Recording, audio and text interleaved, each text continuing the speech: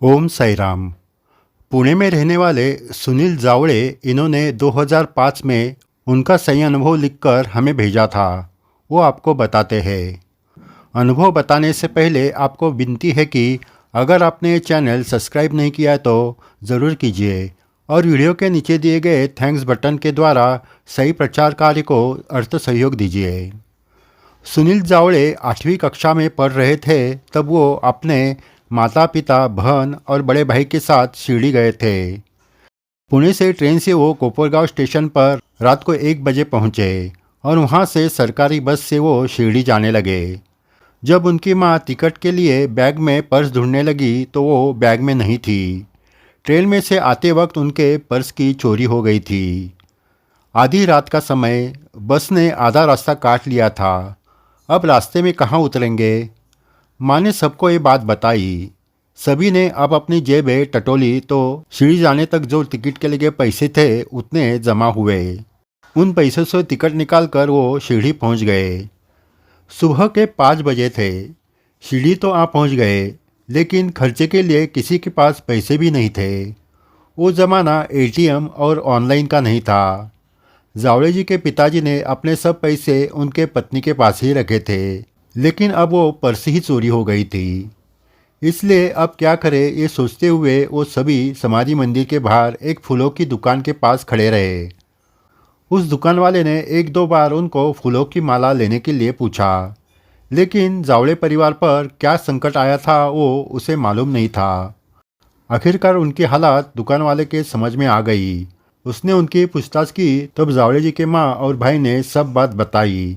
फिर उस दुकान वाले ने कहा, आप कोई चिंता मत करो, बाबा आपके साथ है। दुकान वाले ने फूलों की माला और प्रसाद के पैकेट उनको दिए और कहा, पहले आप बाबा का दर्शन लीजिए और मेरे पास आ जाइए। उस तरह जावड़े परिवार समाधि मंदिर गए। उन्होंने बाबा का दर्शन लिया। जावड़े जी के माँ के तो आंखों में आंसू आ गए। उन्होंने बाबा के हाथ जोड़े। सुबह से किसी ने चाय भी नहीं पी थी। पेट में भूख थी। अब आगे क्या करें, वापस पुणे कैसे जाए, ये सोचते हुए उन्होंने समाधि का दर्शन लिया। दर्शन लेकर वो वापस उसी दुकान के पास आकर खड़े रहे। तभी एक चाय वाला लड़का उनके सामने चाय का ग्लास लेकर खड़ा रहा। पैसे तो नहीं थे, फिर भी ये लड़का कहाँ से आया, ये जावड़े के माता पिता सोचने लगे। तब उस दुकान वाले ने कहा, चाय लीजिए, मैंने ही मंगवाई है। फिर सभी ने चाय पी ली। चाय पीते ही उस दुकान वाले ने 100 रुपये जावड़े जी के पिता के हाथ में दिए और कहा, ये पैसे लीजिए और खाना खाइए, फिर आराम से आप अपने घर वापस जाइए, कोई चिंता न करे। सुबह से वो दुकान वाला जावड़े परिवार की हर तरह से मदद कर रहा था। जावड़े जी के पिता ने उनको धन्यवाद देकर पुणे जाते ही पैसे मनी ऑर्डर से भेज दूंगा ये कहकर उनका नाम और पता भी लिया। फिर सभी ने खाना खाया और ट्रेन से वो वापस पुणे गए। पुणे जाते ही उन्होंने उस पते पर पैसों की मनी ऑर्डर भेज दी और खत भी लिखा। उस खत का उस दुकान वाले ने जवाब भी भेजा। कुछ साल बीत गए। जावड़े परिवार फिर एक बार शिरडी गए। उनको दुकान वाला याद था। समाधि के पास का वो दुकान वो कैसे भूलेंगे। वो वहाँ आ गए, लेकिन वो दुकान वहाँ नहीं था। उनको लगा दुकान कहीं शिफ्ट हो गया होगा। उन्होंने पास के दुकान में पूछताछ की, लेकिन उन्होंने बताया कि ऐसा कोई दुकान वाला वहाँ कभी नहीं था। सभी चौंक गए क्योंकि उसने पूरा नाम और पता भी दिया था। उस पर मनी ऑर्डर और खत भेजा था, उसका जवाब भी आया था।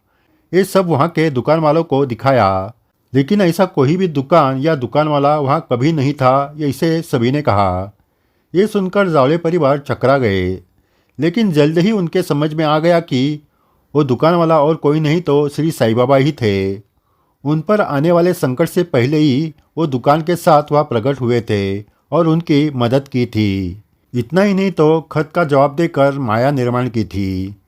भक्त के संकट में हमेशा खड़े रहने वाले श्री साईं बाबा के ऐसे अनुभव आज भी आते हैं, जो आपको आगे भी सुनाए जाएंगे। अगर ये चैनल सब्सक्राइब नहीं किया तो ज़रूर कीजिए और वीडियो के नीचे दिए गए थैंक्स बटन के द्वारा सही प्रचार कार्य को अर्थ सहयोग दीजिए। जय साईं राम।